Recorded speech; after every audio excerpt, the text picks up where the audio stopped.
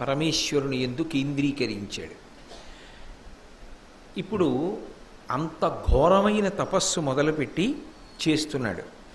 ఆదిత్యార్చిత పాదపద్మం జగదేకాధీషు ఈశున్ త్రిలోకాదిం కామవిభేది పర్వత సుతాహ్లాదైక సంపాది నిఖేదుండై శివునాత్మలో నిలిపి అక్షీణ వ్రతారూఢతన్ పాదాంగుష్టము నేలమోపి తపమొప్పంచేస సద్భక్తిమేన్. ఎంత గొప్ప తపస్సు చేశాడంటే సాక్షాత్తు సూర్యుడి చేత ప్రతిరోజు అర్చింపబడేటటువంటి పాదయుగళము కలిగినటువంటి వాణ్ణి, ఈ జగత్తులన్నిటికీ కూడా శాసనకర్త అయినటువంటి వాణ్ణి, మూడు లోకములకు కూడా ఆది అయినటువంటి మూలకందమైనటువంటి వాడు ఎవరున్నాడో అటువంటి వాణ్ణి, మన్మధుణ్ణి కాల్చేసినటువంటి వాణ్ణి, పర్వతరాజ పుత్రి అయినటువంటి పార్వతీదేవి మనస్సులో నిరంతరము ఆనందం కల్పించగలిగినటువంటి స్వరూపమున్నవాడిని, నిఖేదుండై మనసులో ఉన్నటువంటి పరితాపాన్నంతటినీ కూడా విడిచిపెట్టేసి కేవలము పరమశివుని పాదముల యందు మాత్రమే మనసు నిలబెట్టి అక్షీణ వ్రతారూఢుడై ఆయన అదొక దీక్ష కింద స్వీకరించాడు. ఇక ఒక్క శంకరుని యొక్క పాదయుగళిని మనసులో దర్శించడం వినా ఇంకొక ప్రయత్నం కానీ ఇంకొక ఆలోచన కానీ మనసులోకి రానివ్వలేదు. పాదాంగుష్టము నెలమోపి పాదానికి ఉన్నటువంటి బొటనవేలు మీద శరీరాన్ని నిలబెట్టి తపమొప్పంచేసే సద్భక్తిమేన్.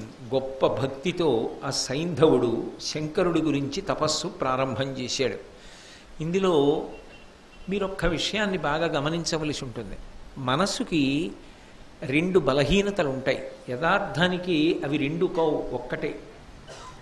ఏది అంటే మనసు ఎప్పుడైనా సరే కదిలిపోవడానికి, మనసు వెళ్ళిపోవడానికి గమ్యం కింద రెండు కారణముల చేతనే వెడుతుంది. ఒకటి రాగం ఉండాలి, అంటే దాని మీద మీకు అనురక్తి ఉందనుకోండి, ప్రేమ ఉందనుకోండి, నిరంతరం మనసు కదిలి వెళ్ళి ఆ వస్తువుని పట్టుకుంటూ ఉంటుంది. నాకు ఎవరి మీద మనసులో ప్రేమ ఉందనుకోండి, నాకు వాళ్ళు తరచుగా జ్ఞాపకానికి వస్తూ ఉంటారు.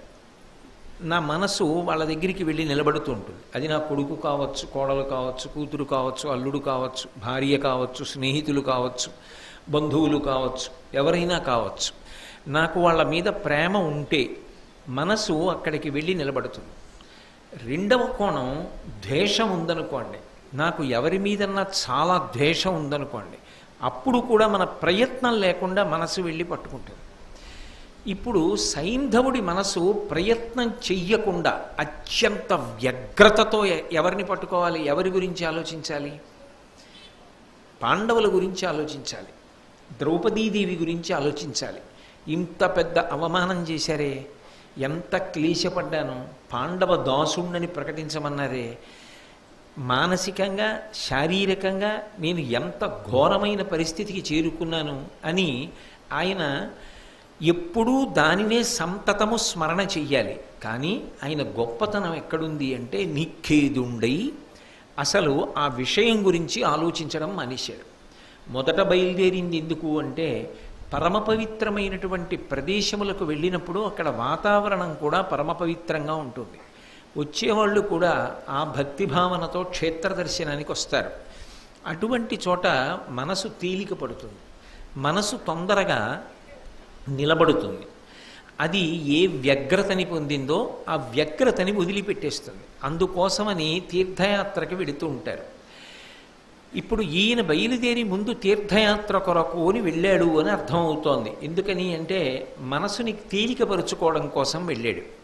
వెళ్ళిన తరువాత ఏం చేశాడంటే గొప్ప తపస్సు మొదలెట్టాడు. ఈ తపస్సు మొదలుపెట్టినప్పుడు మనసులో ఏదో కోరికతోనైనా చెయ్యాలి, లేదా ఆయనకి ఇక ఏ కోరిక లేకుండానైనా చెయ్యాలి. అలా ఎలా చేశాడు అన్నది తరువాత మనకే అర్థమవుతుంది. కాబట్టి చాలా గొప్ప తపస్సుని మాత్రం ప్రారంభం చేశాడు. ప్రారంభం చేసిన తరువాత ఆయనకి పరమశివుడు ప్రత్యక్షమయ్యాడు. నిజంగా శంకరుని యొక్క దర్శనాన్ని పొందడము అంటే అది ఎన్ని జన్మల యొక్క అదృష్టం పరిపాకమైతే మనిషి పొందగలిగినటువంటి భాగ్య విశేషం. ఒకసారి పరమశివుని యొక్క దర్శనాన్ని పొందినటువంటి వాడు ధన్యుడైపోతాడు. కానీ ఆయనని మీరు ఏమడిగారు అన్నదాన్ని బట్టి మాత్రం తర్వాత జీవితం యొక్క గతి ఉంటుంది. దర్శించినంత మాత్రాన ఆయన ఏం చేయగలడు? మనం మాత్రం వక్రంగా ఇంకో కోరిక కోరుకుంటే ఇంత చేసిన తపస్సు వలన వచ్చేటటువంటి ఫలితం ఏముంటుంది? ఆయన ప్రత్యక్షమై నీ తపస్సుకి మెచ్చాను, నీకేం కావాలని అడిగాడు. 5 పాండవుల్ని ససైన్యంగా నేను ఓడించి సంహరించగలగాలి, నాకు అటువంటి వరం ఇమ్మన్నాడు. అంటే శంకరుడు అన్నాడు, అలా వరం ఇవ్వడం కుదరదు. పాండవులు కారణజన్ములు, వాళ్ళని ఓడించగలిగినటువంటి శక్తి నీకు నేను ఇవ్వలేను. ఎందుకు ఇవ్వలేను అంటావేమో, దానికి ప్రధానమైనటువంటి కారణములు 3 ఉన్నాయి. ఒకటి, శ్రీ మహావిష్ణువు యొక్క పరిపూర్ణావతారం శ్రీకృష్ణావతారం. శ్రీ మహావిష్ణువు స్థితికారుడు, లోకము యొక్క క్షేమమును యోగమును ఎప్పుడూ కాపాడుతుంటాడు ఆయన. అటువంటి వాడు పరిపూర్ణావతారంగా వచ్చాడు. పరిపూర్ణావతారము అన్న మాటకు అర్థం ఏమిటంటే అన్ని అవతారముల యొక్క తేజస్సు అందులోకి వెళ్ళిపోతుంది. కృష్ణావతారాన్ని దర్శనం చేశారనుకోండి, కృష్ణ పరమాత్మ దర్శనం చేస్తే మిగిలిన అన్ని అవతారముల దర్శనం ఆ రోజు చేసేసినట్టే. అలా అంత శక్తి కలిగిన అవతారం ఏది ఉంటుందో దాన్ని పరిపూర్ణావతారం అంటారు. అంటే దానికి ముందు వచ్చిన అవతారములు ఏ ఉన్నాయో, నేను అలా వెళ్ళి కృష్ణ పరమాత్మ దర్శనం చేశాననుకోండి, నేను ఇవాళ మత్స్య కూర్మ వరాహ నారసింహాది మూర్తుల యొక్క దర్శనం అంతా చేసేసినట్టే. ఎందుకంటే ఆయా అవతారముల యొక్క తేజస్సు అంతా కూడా ఎందులోకి ఉపసంహారం అవుతుంది అంటే శ్రీకృష్ణ పరమాత్మ యొక్క రూపంలోకి ఉపసంహారం అయిపోతుంది. అలా పరిపూర్ణావతారము అంటారు. అటువంటి పరిపూర్ణావతారంగా విష్ణువే భూమి మీద శ్రీకృష్ణుడిగా తిరుగుతున్నాడు. ఆ శ్రీకృష్ణుడు అర్జునుడికి చెలికాడు, అర్జునుడికి సంరక్షకుడు. అంటే దాన్ని బట్టి ఏమర్థం అవుతోంది? ధర్మ సంస్థాపనార్థం అవతరించినటువంటి మహాపురుషులు వాళ్ళిద్దరు. ఒకడు ధర్మాన్ని రక్షించడానికి భగవంతుడే వచ్చాడు, ఆయనకి చెలికాడిగా నరుడైనటువంటి అర్జునుడు వచ్చాడు. ఆయన ధర్మపక్షం వైపు ఉన్నాడు కాబట్టి కృష్ణుడు కూడా ఆయన వైపే ఉన్నాడు. అందుచేత ప్రియసఖుడయ్యాడు. ఏదో కారణం లేని స్నేహం కాదది.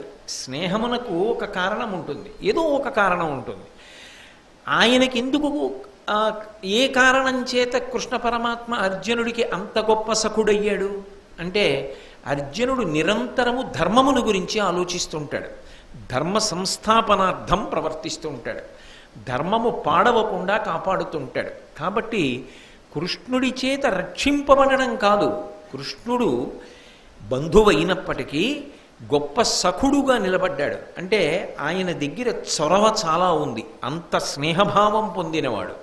ఇప్పుడు అటువంటి ధర్మం కోసం వచ్చినటువంటి అర్జునుడు ఆయనకి సఖుడై పరిపూర్ణావతారమైన కృష్ణావతారము ఉంటే ఆ ధర్మమునందు నడిపించగలిగినటువంటి ఇంటి పెద్దగా ధర్మరాజు ఉండగా ఆయన మాటని అనువర్తించేటటువంటి తమ్ములై భీమ నకుల సహదేవుడు అర్జునుడు ఉండగా అన్నిటిని మించి ఈ భూమి మీద ఎవ్వరికీ తెలియనన్ని అస్త్ర విద్యా రహస్యములన్నీ అర్జునుడికి తెలిసి ఉండగా